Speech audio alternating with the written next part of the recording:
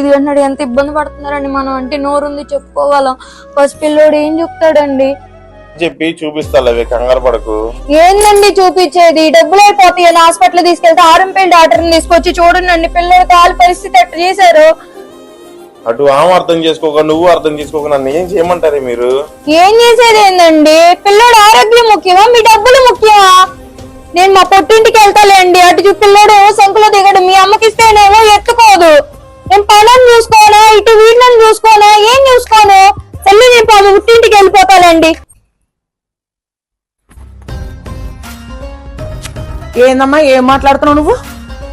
పిల్లోడు వచ్చి రాత్రులకి సాడీలు చెప్తున్నావు. ఉన్నాయి లేని అన్ని కల్పించి చెప్పేసి ఇప్పటికే నా కొడుకు నాకు దూరం చేసావు. ఇంకా దూరం చేసేద్దామనా? ఏం ఇద్దరు కలిసి ఉండు ఇష్టం లేదా?